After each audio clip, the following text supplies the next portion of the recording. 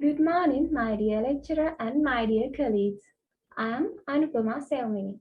Today, our group members are going to present about small and medium enterprises in Sri Lanka and reasons for failure.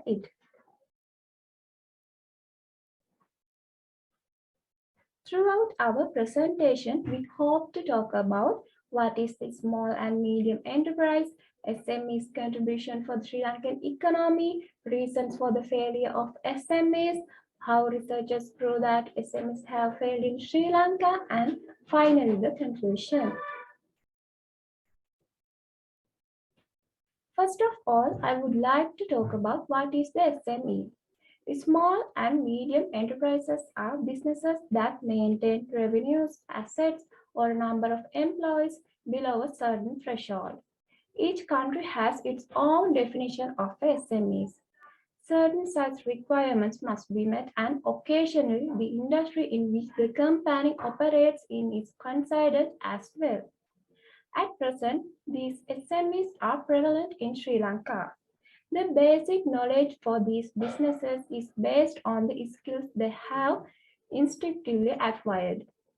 Self-employed workers, tradespeople, photographers, hairdressers, and online retailers can be identified as entrepreneurs in Sri Lanka.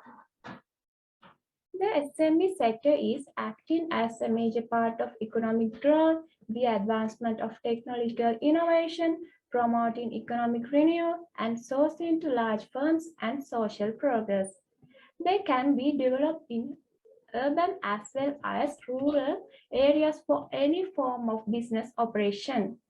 The rest of the presentation will continue my friend Harshana. He is ready to present about the contribution of SMEs to the Sri Lankan economy. Let us now consider the contribution of small and medium entrepreneurs to the Sri Lankan economy. Let us first consider the contribution of GDP.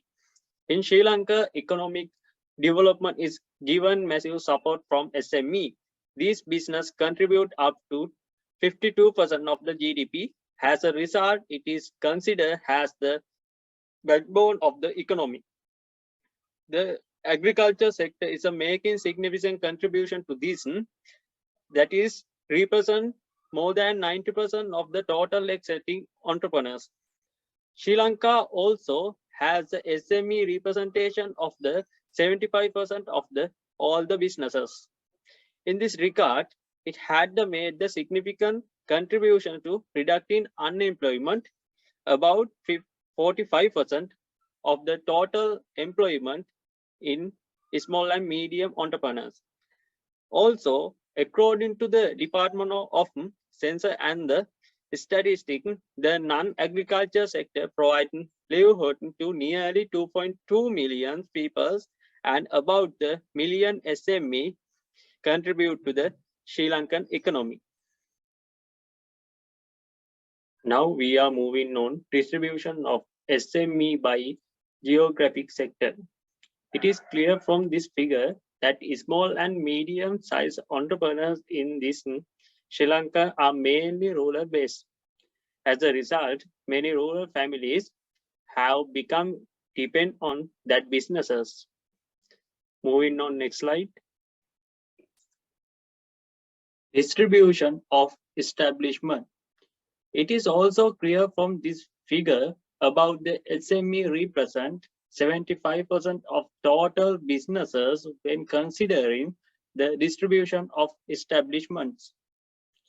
Lahiru will explain the reason for the failure of small and medium entrepreneurs in Sri Lanka.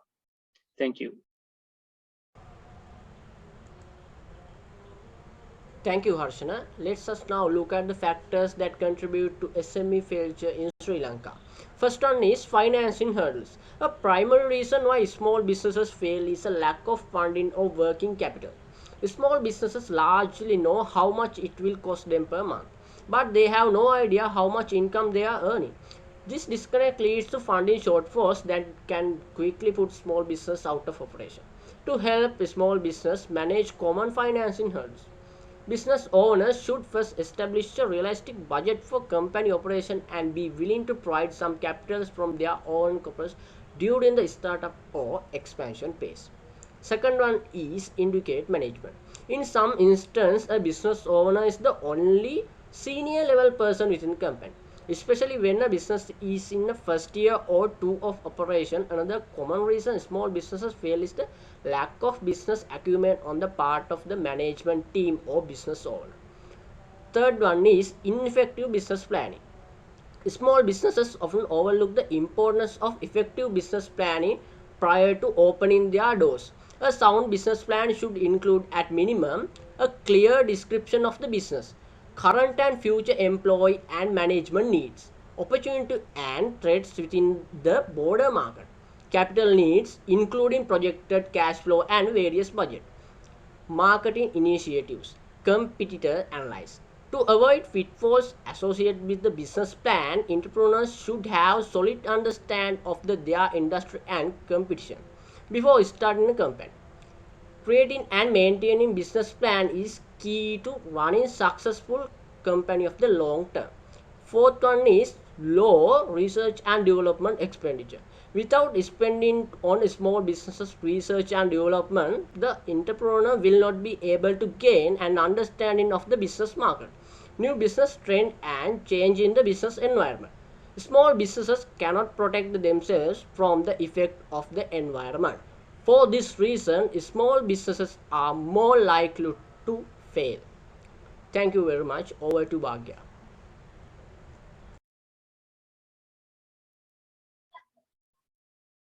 Thank you, Lahru. Now, let's see how did the researchers prove the failure of SME in Sri Lanka. As an example, let's take a look at this research which was done by Eastern University Business and Management Study lecturer Subhashini Presadaran and student S.A. Sujani Lakshika. This research is identified factors affecting the ratio of failure of small and medium enterprise in Sri Lanka. The Chaya division sector in Gampaha district has been used for this research. Enterprises are facing the problem for small businesses and failure within the first 5 years, 2005 to 2009. They have taken a group of 150 SMEs as their sample for their research. They have done questionnaires and discussion with SME owner to collect private data. They use conceptualization method and sample selection method as the. In this slide, you can see the table that they used to showing those sample selection. After that, they have done data evaluation and then data analysis and research. So out of the 150 SME they selected, 120 small and medium enterprises failed and only 30 have succeeded. In the end, they have proved via this research that SMEs in Sri Lanka has failed. Move to next slide.